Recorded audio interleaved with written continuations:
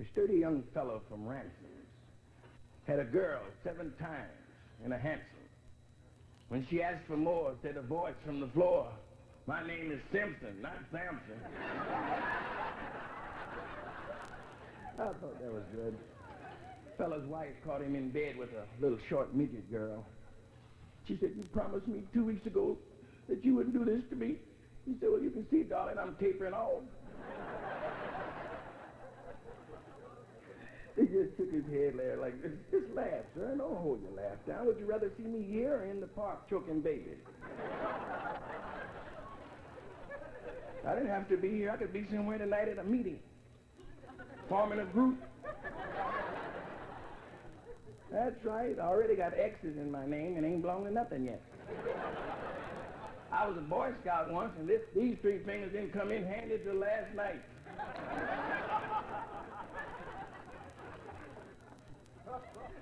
The fellow went to the doctor. He was feeling bad. He was nervous, he was upset. He didn't know what was wrong with him. He got to the doctor's office. So the doctor wasn't there, so the nurse looked at him. He was shaking there, sitting and trembling. She said, "Well, maybe I can help you." And so he explained that he was young and he'd never had an affair ever in his life. He'd never before, and he had his body, his physical thing. He was just upset and shaking and eyes twitching. Had that thing. So the nurse said, "Well, I understand. Come on here in the office with me." So she took him in the office and shut the door and knocked over a few medicine bottles. Some pills fell on the floor in the process. This guy left. About 4 or 5 weeks later, he had that same feeling on him again. He went to the doctor's office, but this time the doctor was there. So the doctor took him inside and explained his condition to the doctor. "Doc, first time I never had, and I never before in my life had." The doctor said, "Well, look here, you take these pills here, and that'll be $5. He said, "Well, doctor, it's all the same to you. I'd like to get that $20 treatment again."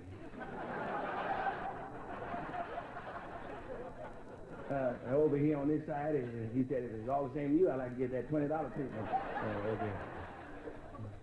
What is it, more now or what? Has it gone up? Oh, it hasn't. Where's your husband? I want you to listen real close to this story. The guy was passing by an insane asylum. The guy standing in behind the bench, he's looking all dejected and everything. I said, what's the matter, buddy? He said, "How you get in an insane asylum? How did you get here?" The fellow said, "Well, I'll explain to you, and I haven't explained to many people in my life how I got here because I don't talk to too many folks, but you listen." He said, "I married a widow with a grown daughter.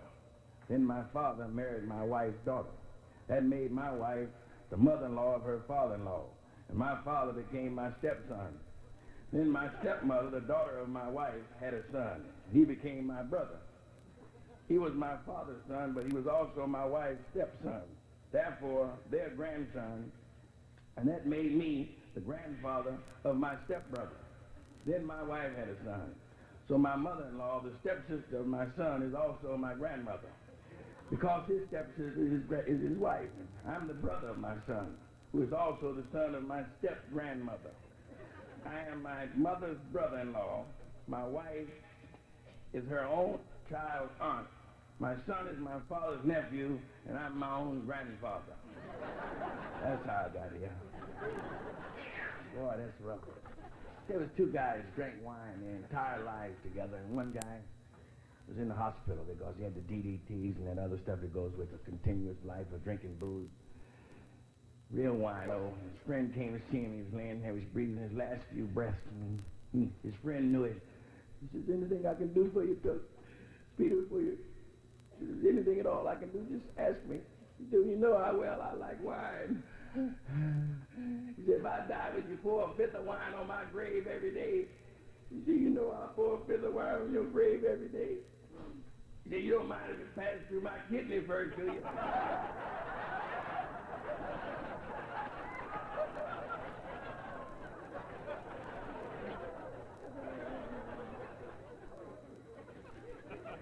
Fella invited a girl to a lamb dinner, so she wasn't too much about going. She said, "What is a lamb dinner?" He said, "That's 6 martinis and a piece of you." Thank you, darling. That's a lady knows what it is. That's EWE. A lot of folks don't even know what a U is. They don't know about the farm. When I was in the service, we were overseas. We were passing by this farm, and there was a sheep stuck in the fence. We were marching by, and one soldier looked over and said, "I sure wish that was Elizabeth." Another soldier said, "I sure wish it was Gladys." Another soldier said, "I sure wish it was Knight."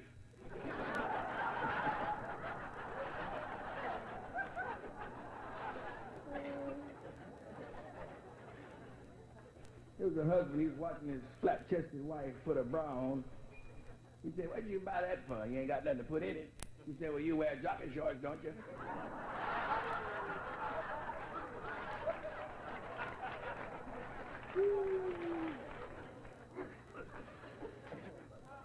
Well, you know, some people don't like black, and I don't care how much you hate black.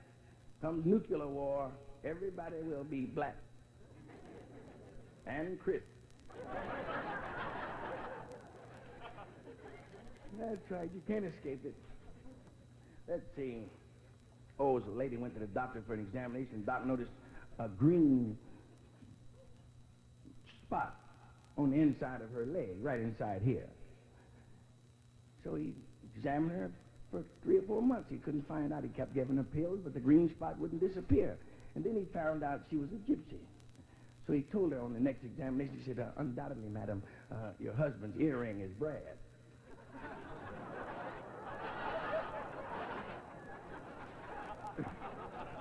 Yeah, that was sort of sneaky, wasn't it?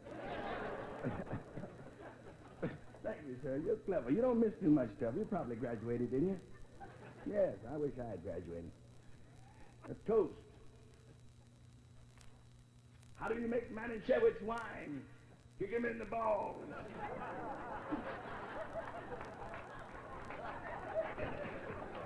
That was a good one. You can't deny that. That was good. Let's see here. I want to mention LBJ, Little Butt Jackson. That's a friend of mine from St. Louis.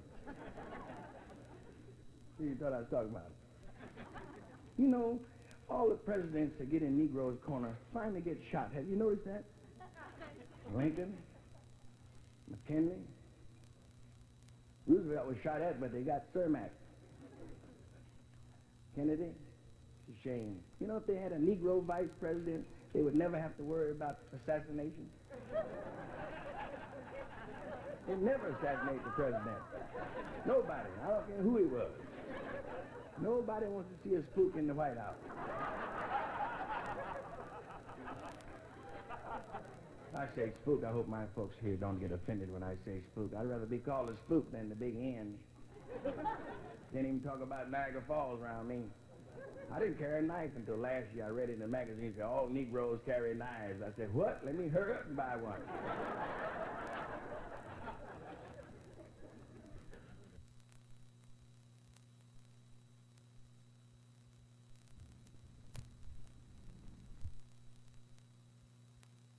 We wouldn't have them if Mexicans and Puerto Ricans didn't carry them.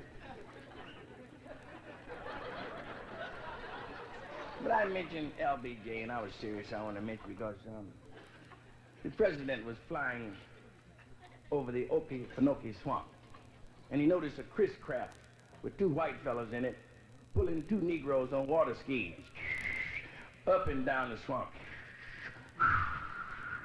And he thought this was just magnificent. In Okefenokee, integration, 2 white fellas pulling 2 Negroes at the back of a Chris craft. So he had his helicopter lowered and landed it so he could congratulate these 2 white fellas on the Chris craft. He walked aboard and he thanked them for great things doing down in the South, integration, racial relations. He took off in his helicopter, 2 white fellas on the Chris craft. Said, I don't know who that tall fella was, but he sure don't know nothing about crocodile hunting.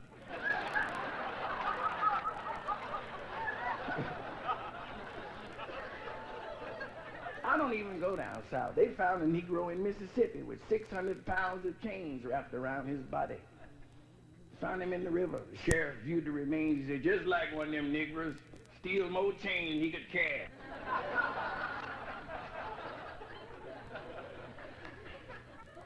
I wanted to play piano for you tonight, but you can see my hand's been hurt seriously. You see it here in the cast. Well, I just had the cast taken off today.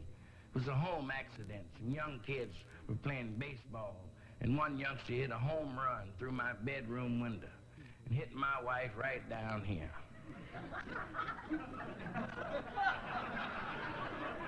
Like they broke 4 of my fingers.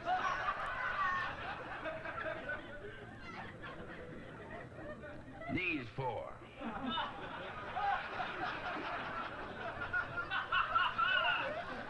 See that one I left out there? Could have broke my whole hand. If that'd been my brother, would have crushed his skull. Hey.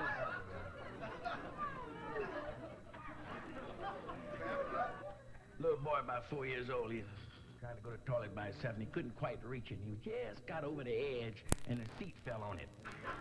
Bam! And he ran to his mother and said, "Get it. Mother, get it. Get it and make it well." She said, "Shut up, damn it. You're getting more like your father every day."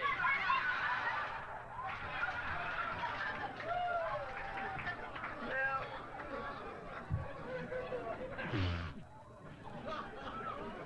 I like kids. That, you know what I mean? How many of you folks have kids? Raise your right leg. None, huh? Says the teacher asked her class, said, "Kids, I want you to answer this question for me." And she asked them, said, what are some of the uses for turpentine? One little boy said, "Well, my mother put 2 drops on a spoon when I get a cold." Little girl said, "Well, my mother put 8 drops on a spoon and gave it to my brother, and he passed a 16-inch tapeworm." And the little boy sitting in the back, he said, "Well, I put a half a pint on my dog's tail, and he passed 2 trucks, 4 motorcycles, and a Volkswagen on the freeway."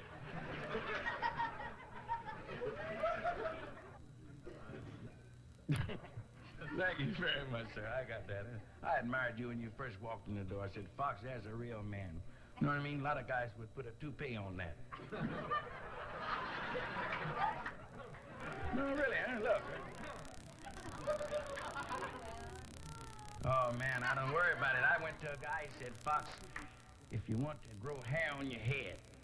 Now, here's a guy, he walked in, and he's bald-headed. He said, "If you want to grow hair on your head, rub it between your wife's legs."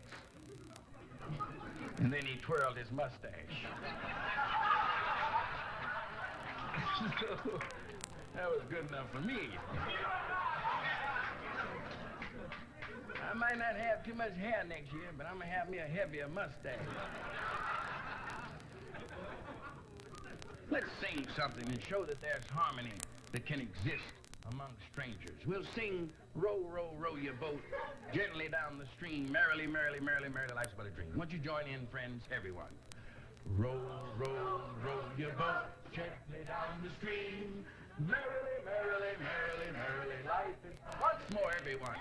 Row, row, row your boat gently down the stream, merrily, merrily, merrily, merrily, life is... Just the girls.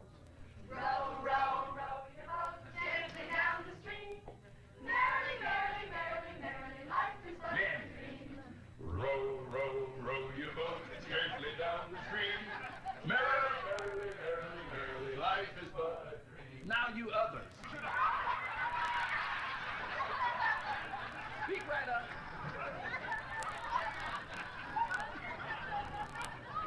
You mean to tell me there ain't one here? How about a almosty? My wife said to me last night, she said, I said, Forget it. See, a farmer and his wife were going to a masquerade party, and they lived on a farm, so they would cut across the field so they could take a shortcut to the other farmer's house who was giving this masquerade party. And they were dressed as a cow and a bull. And they got about halfway across, and a real bull spotted him. He started charging. He was moving. He was coming in. And the wife said, "Oh, my God, darling, what should we do?" He said, "I'm going to stand right here and eat some grass, and you better brace yourself."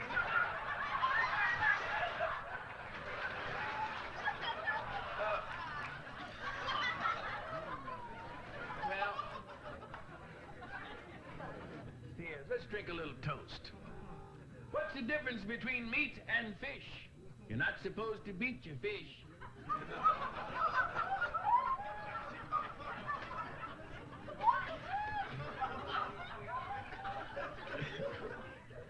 Look at him laughing in his hand. That's so good. Laugh right out. You know what I mean? What kind of... I was an athlete. I was a broad jumper.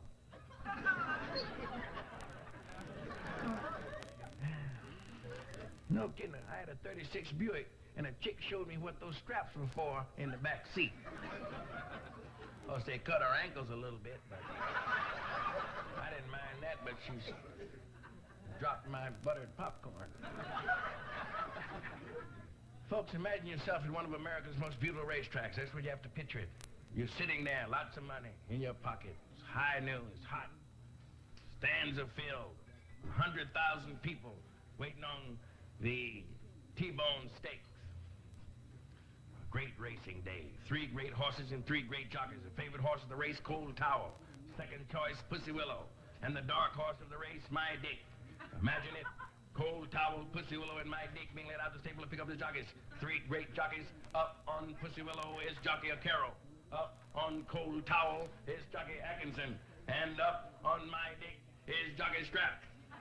And in a minute now, this race will get started. The horses are ready, the jockeys are ready. Now they're leading the horse in the starting gate. Oh, My Dick revs up, but can't get a start right now. And now they're settling My Dick back down, and pretty soon this race will get underway. Now all 3 horses standing in the starting gate. The favorite, Cold Towel, standing there like a damp cloth.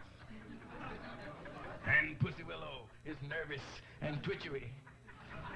There's something wrong down on the track. Looks like Jockey Strap, but his jockey strap is bending way over. I think he must have a cramp. He must have ate before he got ready to ride. Jockey Strap just bent over and fell off My Dick, and here comes the jockey number 32. The jockey number 32 is A Crab will ride My Dick in place of Jockey Strap. A Crab up. That's Arthur Crab. Arthur Crab will ride My Dick in place of George Strap. And now A Crab is up on My Dick looking very good. A Crab digs in for the start.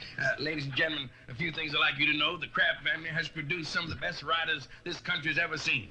And I know if you've got an ounce of sporting blood in you anywhere, you've seen A Crab or one of his brothers ride before.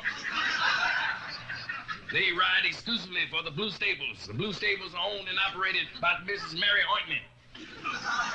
So make that correction, please. It's A Crab riding for the strap. Mark that down on your scratch sheet. And in a minute now, as soon as the judge walks to the announce booth, and hold on just a moment, folks, while the judge walking in the school. Just a moment there, hold on there. Judge walks in now, Bush William Pittman shoots off, and there they go. They're off and running. And there they go, teaming around the clubhouse, turn to the favorite Cold Towel by Haviling. It is Cold Towel by Haviling, who's acting fast along the rail. And My Dick in a very dangerous position. Silly by race is Cold Towel, Pussy Willow, and oh, My Dick slipped and fell. And there goes Cold Towel, and Pussy Willow running neck and neck. I think Pussy Willow has a slight edge. Pussy Willow has got a slight edge. Pussy Willow is leading by a hair. And oh, My Dick got back up, and now we have a new race. My Dick is back in there now, and My Dick is running. My Dick is running like I never saw My Dick run before. What a race. Near the finish, it's Cold Towel, Pussy Willow, and My Dick running hard on the inside. As we come into the wire, we'll determine the winner. And there we have it. The winner by half inch is... Folks, it was My Dick by a head.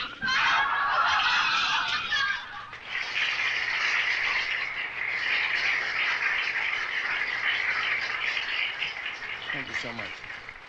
There was an old couple in the front room of their home, and they were rocking. They had their rocking chairs, and they were comfortable because the home was almost paid for.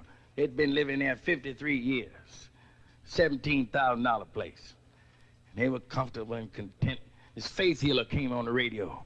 He said, I can heal you tonight.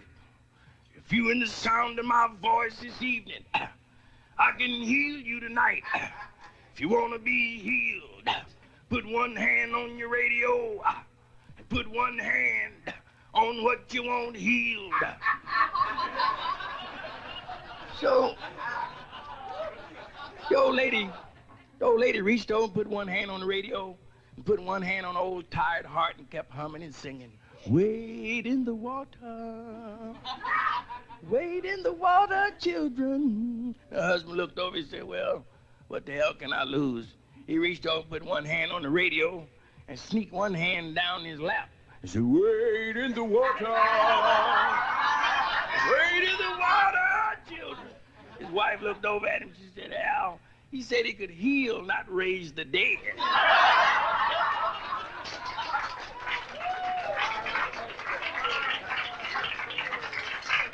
a good crowd here tonight, ain't it? You can feel the tempo of stuff. This is one of the best crowds in the whole city. Hey, I'll tell you some more preacher stories. A lot of good preacher stories around. People haven't heard them because some people won't talk about it because they're superstitious. I'm not superstitious. I talk about everybody. Catholics hate me because I say they're clever, taking those birth control pills for headaches. I mean, you got to use your conscience.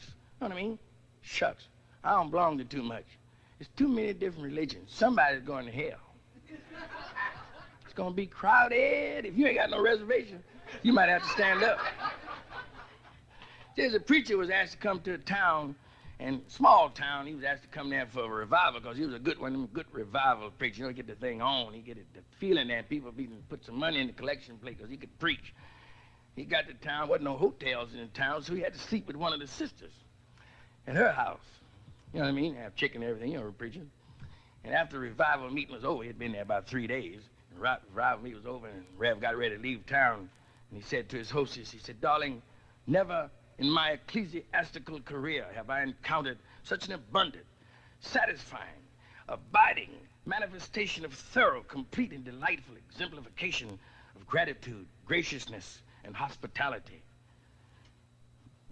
Miss Wilson, she smiled. She said, "Well, Rev, I don't know what all them big words mean, but I want to say that you're a real world beater, a strong repeater, that you can do it neater and sweeter and more completer with less Peter than any preacher ever been here."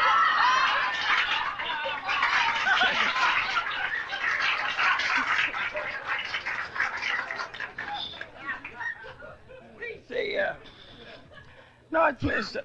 See, I used to preach myself. A lot of people don't know that. I gave it up as soon as I found out I was crooked. When you do wrong with that money, you're supposed to give it up. That's how honest I was. I'm gonna talk about this hunting. There was 2 cats out hunting. Groovy. 2 cats out hunting, and during the night, one of the guys, somehow, a rattlesnake got in his sleeping bag and bit him on the vital organ, right on the tip. Right on the vital. His buddy jumped up and said, "Look, don't move. If you move, that poison will go through your body. If it goes through, you're gonna die." He said, "Here, I'm telling you, you lay still. I'll go into town and get a doctor." And he ran into town a mile across creeks, around bushes and trees, up cars, into the doctor's office. Doctor was busy. He said, "I can't leave." He said, "But I'll tell you what you do. Go back to your friend, take this knife, and cut 2 slits where he was bitten and suck the poison out." This guy ran all the way back to his camp, across creeks and round trees and bushes and over a concrete fence. Got back to his buddy, was laying there on the ground. His buddy looked up and he said, "What did the doctor say?" He said, "The doctor said you gonna die."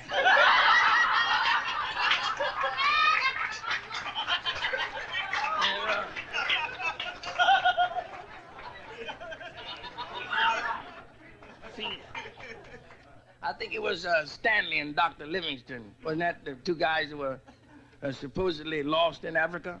Wasn't that the way the story went? Stanley and Dr. Livingston. They wasn't lost. Not at all. Same story as Frank Buck. Frank Buck didn't still in no jungle, 11 months, and don't have no woman. And you don't kiss none of them orangutans.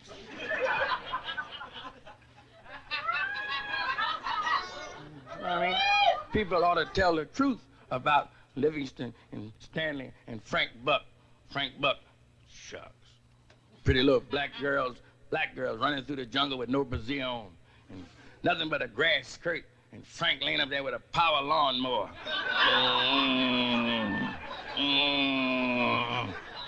See, that's why we separated, because they lied too much. You know what I mean? Shucks. Don't tell a lie on folks. It's not necessary. Shucks. Lady must be sitting on a feather. I don't know. People come to your set. A lot of people don't know this, but they'll know it tonight. We must utilize every black brain in America to make our country strong. We had great black scientists. One started a blood bank. One came up with blood plasma. Another black scientist crossed some peanut butter with a mule. Got a sandwich with long ears and a piece of ass that sticks to the roof of your mouth. We need that black genius working in America. Let's open up our doors in our universities. and whatever else you can offer up. Well, here's a piece of poetry. Isn't exactly poetry. It's more prose and cons. That's what the world is full of. I kissed her lips, and then, just for meanness, she twisted her legs and broke my glasses. See, no, see, everything don't have to rhyme, you know what I mean, when you're doing poetry like that. Here's a few definitions. Frustration, you've heard the word many times. A lot of you might not know what frustration is. Frustration is finding out for the first time that you can't do it the second time. See, and panic, which fits in that groove. Panic is finding out for the second time that you can't do it the first time. Oh, people must know. Three guys got into a little small town. They wasn't salesmen, because I don't like to tell them traveling salesman story, but they were three fellas. They got into town with nowhere to sleep. I mean, farmhouse. Sounds like a salesman joke, but it was a farmhouse. This three guys said, well, look, we don't have nowhere to stay. We'll pay you well. Farmer said, well, sure, I can put you up for the night, but you have to sleep in the barn with my daughter, and I don't want you to touch her. Don't do nothing to her, because something bad will happen to you. There's something pretty bad around here in this territory. So now go in there and sleep with her and leave her alone. Next morning early, farmer's daughter came out the barn, her clothes all torn off her head. Her hair was messed up. She had on one shoe. The farmer ran her. She said, Daddy, they misused me, Daddy. And Daddy got this double-barrel shotgun and ran in the barn. He said, I told you guys not to mess with my daughter. He said, now line up over there. These three guys lined up. He said, look, what's your occupation? First fellow said, I chop trees down. He says, how I make my living. The farmer took a hatchet and, wow, no more sex for him. Asked the second guy, he said, what you do? He said, I'm a butcher. I work down here about 7 miles down here. I'm a butcher. I said, oh, the butcher's got to cleave out. And, no more sex for him. His third cat was over the corner laughing. He said, farmer said, you saw that just did to these two guys. What you stand over there laughing for? He said, well, I work in a lollipop factory.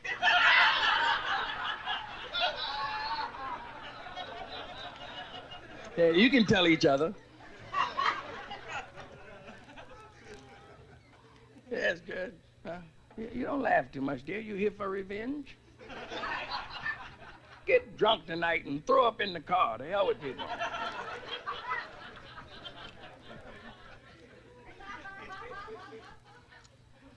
People want to talk about illness. I want to talk about love and happiness. Those free love societies that they have going on around the country now, that's where it's at. Free love. Well, the stuff ain't no good, but the price is right. That's right. I went to a love-off. A fellow named Jack gave it. Wasn't no girls there.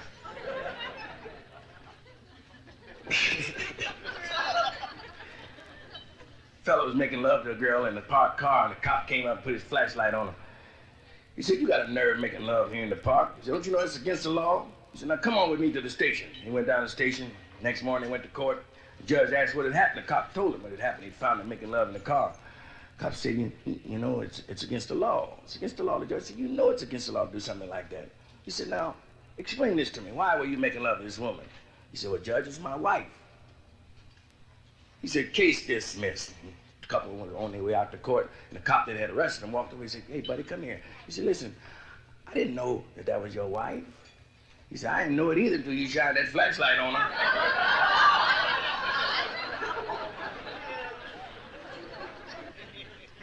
A woman from Kentucky took her kid to school for the first time, and they asked the mother about the kid's father. She said, well, I didn't know too much about his father. He was a hobosexual.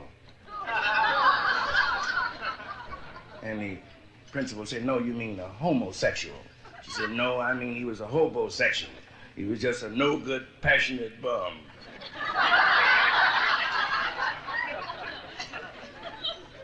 A toast. Show me a milkman with high-heeled shoes, and I'll show you a Dairy Queen. Oh, that's the type of stuff you like. I didn't know that. That's it. Enjoy yourself, baby. Let it hang all the way out. That's an expression they use now. You know what I mean? Like solid and groovy. Oh, let it hang all the way out. They had a restaurant in the jungles, and the cannibal went there to see what it had for the first time. They opened this restaurant in the jungle, and they had fried Scotchman was $2, boiled Englishman was $2, stewed spook $2, and broiled hippie was $16. The cannibal said, "My goodness, man, everything is $2, and then hippie is $16." He said, "Why is hippie so high?" Chef said, "You ever try to clean one?"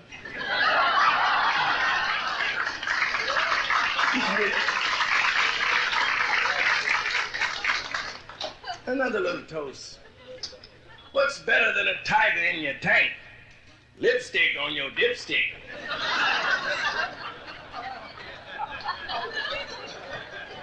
She loved that one. The two preachers used to ride their bicycles to church every Sunday down the country, and every Sunday they'd stop on the side of the road and chat. One Sunday, one of the preachers was walking, the other was riding. He said, "Rel, what happened to your bicycle?" He said, "You know, somebody in my congregation must have stole my bicycle. And I don't know what to do to get it back." The other reverend said, "Well, if you want to get it back, when you go to church this Sunday, when you're preaching, say the 10 Commandments. When you get to the commandment where it says, 'Thou shalt not steal,' ever who stole your bicycle feel guilty and bring it back to you." Sure enough, the next Sunday, both preachers were riding on their bicycle, and they stopped to chat again. He said, "Rev, I see you got your bike back." He said, "Did you do like I told you?" The other reverend said, "Yes, I did. I said the 10 Commandments, and when I got the commandment where it says, 'Thou shalt not commit adultery,' I remember where I left my bicycle."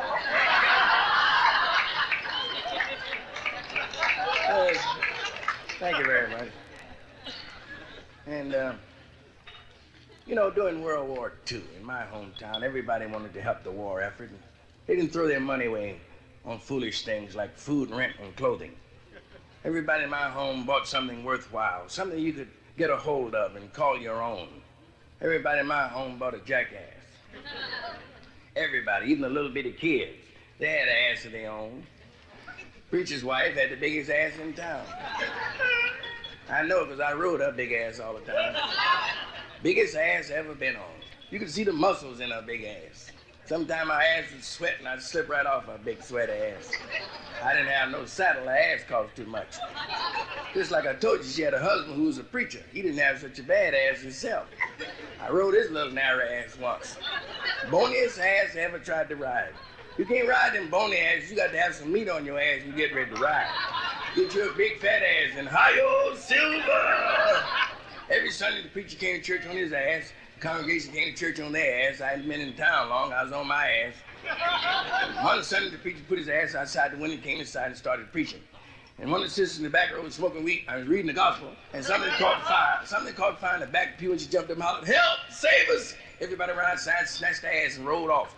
But the reverend, he didn't leave. He stayed in and counted his collection. Got kind of hot inside. He figured his ass might get scorched outside. So he took a long running jump and jumped out the window to land on his ass. But someone had stole old reverend's ass and wasn't there. The reverend fell down in a deep hole in the ground. That's where they found him. Just go to show you, don't it? Some folks don't know their ass from a hole in the ground. Thank you very much. Thank you. Thank you. I want to thank you. If there's any prude here in the audience that found reason to dislike me, and I only meant to bring some happiness your way, the only way I know how, if you're going to go somewhere and tell somebody you thought I was blue, up your bucket. And I want you to know this, I don't give a shit.